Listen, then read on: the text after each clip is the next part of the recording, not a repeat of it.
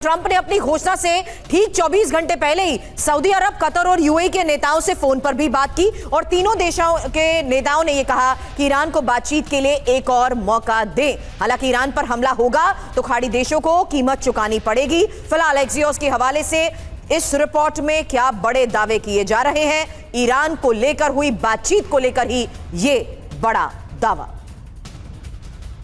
जी हां, देखिए, कुल मिलाकर दावा तो यही किया जा रहा है कि खाड़ी देशों से फोन कॉल होती है और उसके बाद डोनाल्ड ट्रंप ने अपना फैसला बदल दिया। 3 देशों के नेताओं से ट्रंप ने खुद फोन पर बात की। हमले से 24 घंटे पहले ट्रंप की यह बातचीत हुई। वार्ता के बाद ट्रंप ने हमले का फैसला बदल दिया। बातचीत किससे हुई यह बताया गया है। सऊदी अरब के क्राउन प्रिंस मोहम्मद बिन सलमान से बात हुई, कतर के अमीर तमीम बिन हमद अल थानी से बात हुई, यूएई के राष्ट्रपति मोहम्मद बिन जायद अल नहयान से बात हुई, ये एक बताया गया है। और सवाल तो यह भी है सुरभि की इतनी चिंता आखिर है क्यों? क्योंकि ये फैक्ट है समीर कि ईरान के पास अब मिसाइल ड्रोन क्षमता है। ये फैक्ट है कि खाड़ी के ऊर्जा ठिकानों को वो निशाना बना सकता है और खाड़ी के क्षेत्रीय युद्ध की चपेट में आने का ही सबसे बड़ा खतरा, जहां ईरान के टारगेट पर खाड़ी देशों की ऑयल रिफाइनरी और पेट्रोकेमिकल प्लांट के साथ साथ एलएनजी टर्मिनल। इन फैक्ट्स के बीच संजय सर, एक भूमिका जो डोनाल्ड ट्रंप बनाते हैं, शक्ति आधारित शांति की जो कोशिश करते हैं, वही तो सबसे बड़ा मिसट्रस्ट का फैक्टर है। अब अगर ये तीनों देश भी बात कर रहे हैं कि हाँ, अच्छा डायलॉग संभव है, डील मुमकिन है, क्या वो वाकई इस तरीके के दूसरे फेज ऑफ ऑपरेशन की तैयारी और सिचुएशन रूम में हो रही बैठक के बीच मुमकिन हो पाएगी?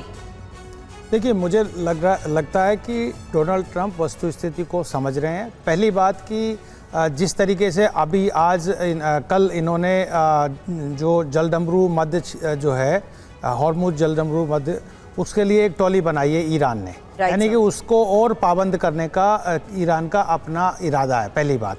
दूसरी बात, ईरान ने साफ साफ जो प्रपोजल दिया था उसको अमेंडमेंट करके, माइनर कोई अमेंडमेंट करके दे दिया कि हम न्यूक्लियर प्रोग्राम के लिए, न्यूक्लियर बम के लिए नहीं जाएंगे, लेकिन हम यूरेनियम प्रेस्क्रिप्शन के लिए तरफ जाएंगे।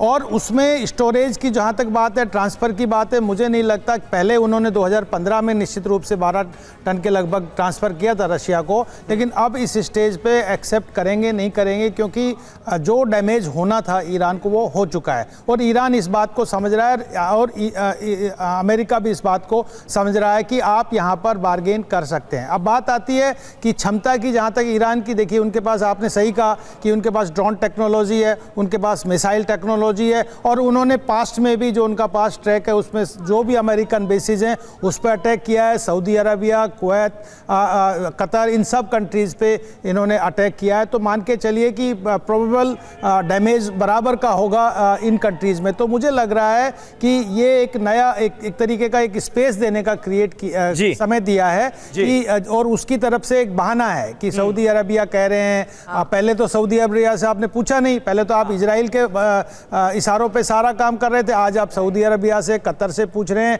बाकी कंट्री से पूछ रहे हैं। लेकिन एक बात साफ है तो बात है अभी सर, 24 घंटे पहले, 24 से 48 घंटे के बीच डोनाल्ड ट्रंप ने कैसे कैसे पोस्ट किए। कभी वो जेम्स बॉन्ड के अवतार में नजर आए, कभी वो स्पेस सेंटर में रेड बटन दबाते हुए नजर आए। मतलब तस्वीरों से, एआई जनरेटेड तस्वीरों से ईरान को डराने की कोशिश की गई और अब कहा जा रहा है कि कतर के अमीर, यूएई के प्रेसिडेंट, सऊदी अरब के क्राउन प्रिंस सब मिलकर कह रहे हैं कि नहीं नहीं, हमला मत करना।